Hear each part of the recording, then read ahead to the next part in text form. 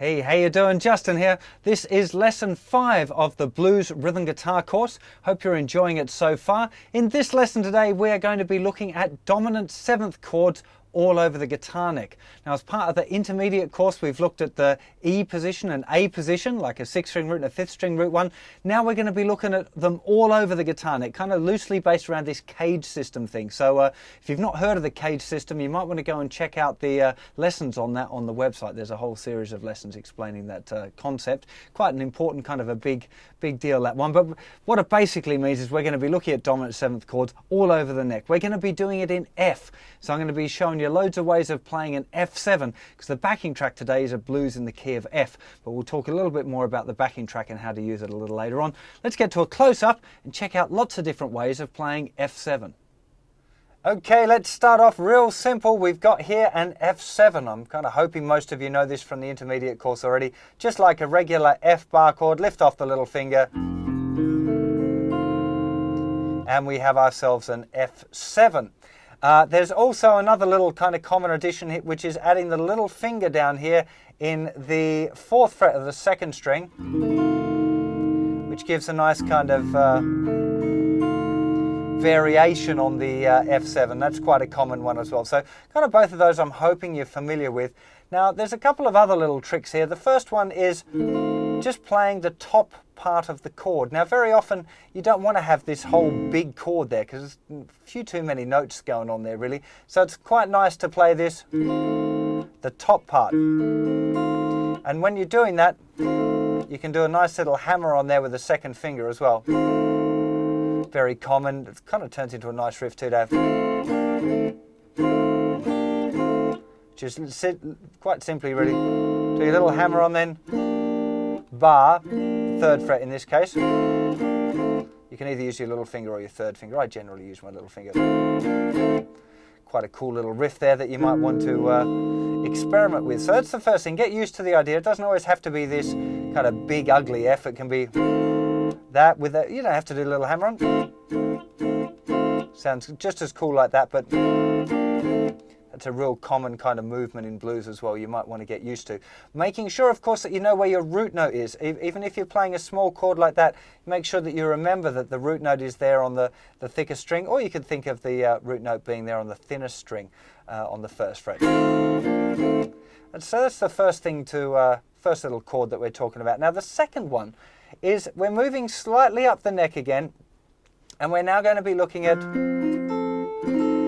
this is a kind of a D grip. So it's kind of based loosely off this kind of a D shape, like it would be an open D chord, but we've moved it up 3 frets using a little bar. If we play, instead of regular D, D7, that's the shape we've got. So it's nothing on the thickest 2 strings, then 3rd fret, 5th fret, 4th fret, 5th fret.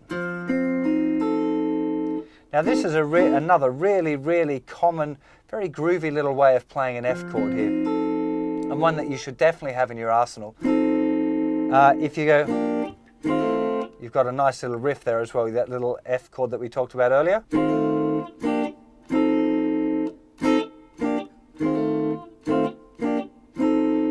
Nice little movement there. Other kind of common thing with this is to move your little finger up one. Sounds pretty funky. Now the other thing with all of these kind of little chords as well is to get used to the idea of being able to play them and then lift the fingers off. I'm not muting now with the strumming hand. I'm muting by just relaxing the fingers of the fretting hand. They're still staying in the right place, but just by pressing, I'm not doing any muting with the strumming hand at this point. You can see I can get the chord nice and tight by kind of leaving them in place, pressing down, and then relaxing them again. And it's just that small relaxation and keeping them on the strings mutes them all, which is a...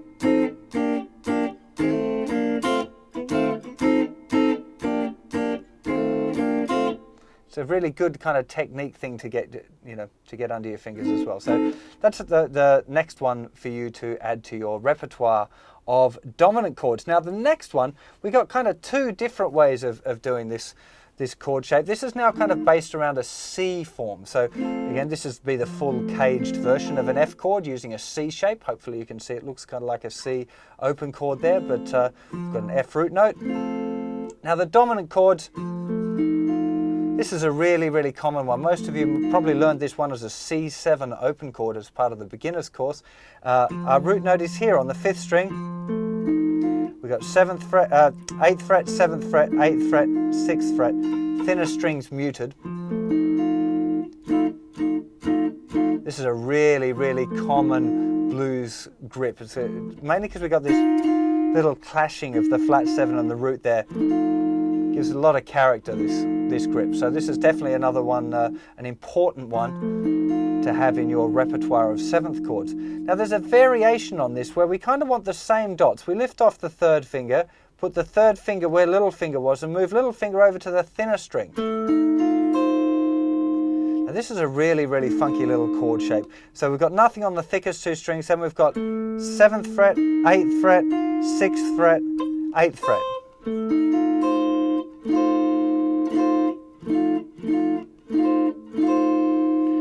Also works kind of nice with that one that we looked at earlier. So we can use our little finger as a guide. That's definitely worth practicing. F7 to F7 to F7. Lots of different ways of playing an F7 here. And the kind of the cool little trick I like with this one as well is so getting that 2nd finger forward gives it a little sus.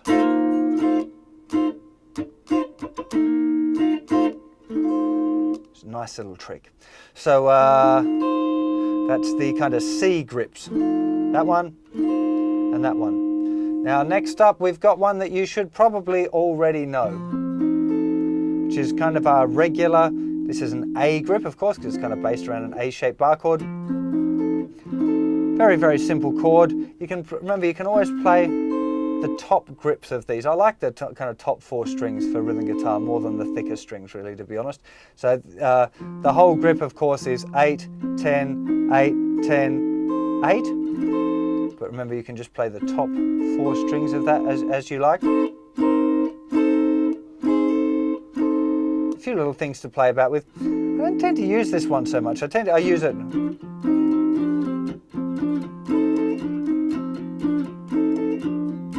You can kind of mix it up with the kind of rock and roll thing if you want, but to be honest, it's less commonly used for me than the other ones. Definitely worth knowing, but I'm going to show you some other ones later in the course that you'll probably use instead of this 9th chords and fancy stuff. So the last one I want to show you, or the last part, is looking now at the G-shaped one. So this would be an F chord using a G shape. It's kind of awkward to play. You don't ever really play it the whole kind of chord, but there's a couple of really nice dominant ones. So this is the first one. This is a really great little way of playing an F7. Here we've got the 10th fret, thinnest 4 strings again, 10th fret, 10th fret, 10th fret, 11th fret. Again, always worth kind of joining it up with chords that you know already. So if you play like regular F there and then little bar. It doesn't matter what finger you use for that extra note as well. Sometimes I use 3rd, sometimes I use 2nd. Doesn't really matter. But it's definitely worth practicing joining these up with ones that you already know.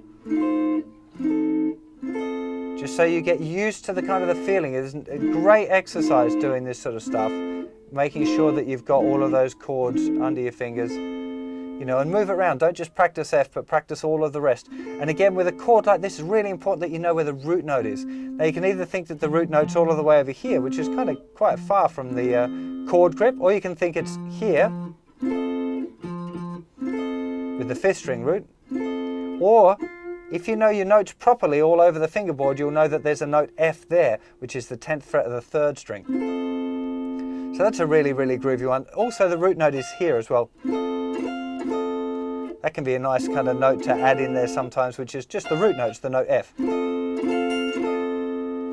the other variation on this is putting the flat 7 here on the 11th fret of the 4th string. I use this one quite a lot. I like this.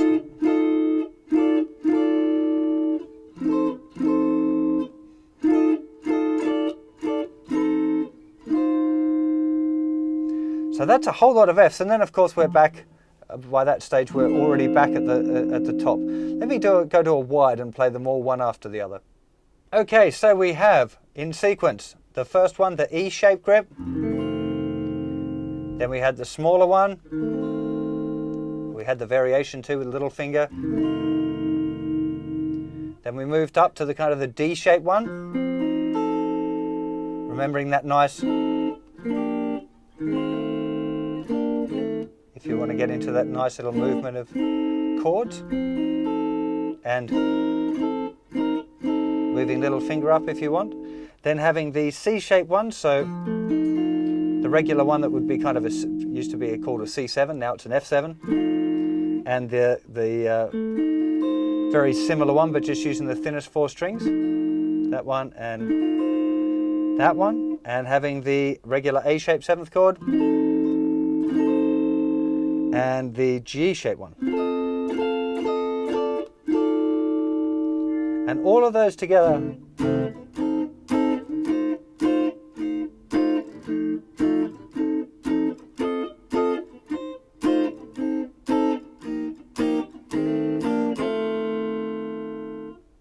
The backing track this week is a blues in the key of F, but it also has some extra jazzy kind of substitutions in it as well. So as well as the regular chords that we'd find in an F blues, which would be F7, B flat 7 and C7, we've also got a bit of action from D7 and G7. So what's really, really important now is that you make sure you know your different chord grips in all of the different keys. So don't just learn them in F as I've shown you. You need to make sure you transfer every grip from F to B flat and to C and to D and to G. You know, just take it one chord at a time is what I'd recommend. Is learn them all in F first, make sure that you're comfy with the idea of the root notes, then go, okay, B flat. Where are all of those different chord grips in B flat? How do they feel under my fingers? Then do the same thing for C and then for D and then for G. Make sure that you really, knowing the root notes is the key there. Now, once you're kind of cool with that, what you want to do is start playing through the chord sequence. Make sure you check out the chart on the website. That's the easiest way to do it. And do it by, play an F7, maybe change to another one. Each bar is a good way of doing it. Think that each bar you're going to change chord. And when you finish and you're on whatever F7 you ended up finishing on, go, okay, now the next chord is B flat 7. Where's the nearest B flat 7? Can I move? Well, I can move to this one, or I can move to this one, or I can move to this one. Okay, well, let's say I'm going to choose this one. Now, the next chord's F7. So which is the nearest F7? Can I move this one shape all of the way down to an F7, or is there a different one that sounds cool? And explore it. It's really, really important that you explore this idea. I could give you set ones and go, look, make sure you go from this one to that one or whatever. And I'm kind of going to do that in a second, because I'm going to do a little demo over the backing track there, so to give you some ideas of some of the movements you might like to try out. But the you exploring it thing, that's the really important deal here. It's not about me showing you set things. It's here's all of the chords. What way do you want to put them together? That's really important. Now, with the backing track, there's a few different kind of approaches that I think you should try out. One of them is called playing on the backbeat, which is playing on beats 2 and 4. So literally just, you'll have a chord shape, and it's up to you to pick which one, but you're going to play them real short on beats 2 and 4. So you'd have 1, 2, 3, 4, 1, 2, 3, 4. And I might have mentioned a couple of times during the video earlier, this idea of having the kind of the chord shape resting there and pressing down when you want the note and then relaxing it to get it muted. That's really the kind of thing that you want to get going on here. This kind of 1, 2, 3, 4, 1, 2, 3, 4, 1, 2, 3, 4, 1, 2, 3, 4. You know, nice and short little chords. It's okay to use a bit of muting with the strumming hand if you want as well, but try and get into that idea of pressing the chord shape down and relaxing it to be in control of it. Now, once you get used to just playing on the backbeat, a nice kind of variation on that is playing the 2 and the 4 and. So you have like a 1, 2 and 3, 4.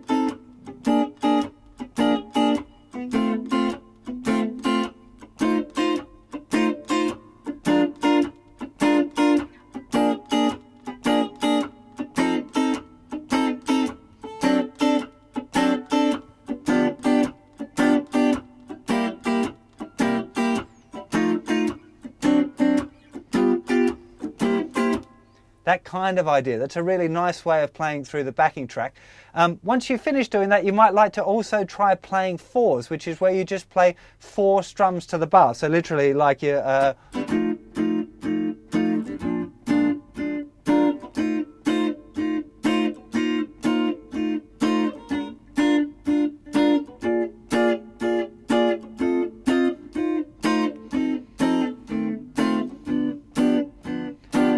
that kind of thing.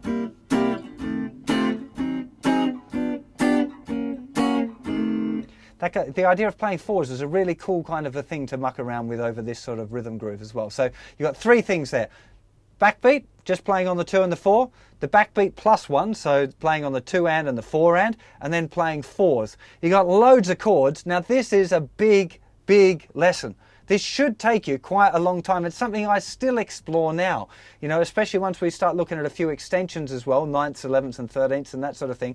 If you can mix them up with this idea, you'll be playing all over the guitar neck with all of these different chord shapes, and it's a really cool little thing to have under your fingers. So really, it's a good way of exploring your blues rhythm guitar, because there's only 3 chords regularly, but we've just shown it's not 3 chords anymore. You've got like 20 choices for each different chord. So that's where the fun really begins, is how you're going to use that kind of stuff, you know. So I'm going to play you out now with a little bit of playing over the backing track, give you some ideas of what you might like to do. Hope you enjoy that. Take your time with this. Don't be in a rush to kind of get through this lesson, because there's so much material there. You know, take it slow, get a few new chord grips under your fingers, really work those into your playing, add a few more. You know, the idea definitely of wherever you finish, looking for the nearest chord. That's a really good way of kind of learning this thing called voice leading, which we're going to look at a little later in the course anyway. But you know, no harm in you starting to explore that now. Have fun with that, and I'll see you for another lesson very soon. Take care of yourselves. Bye-bye.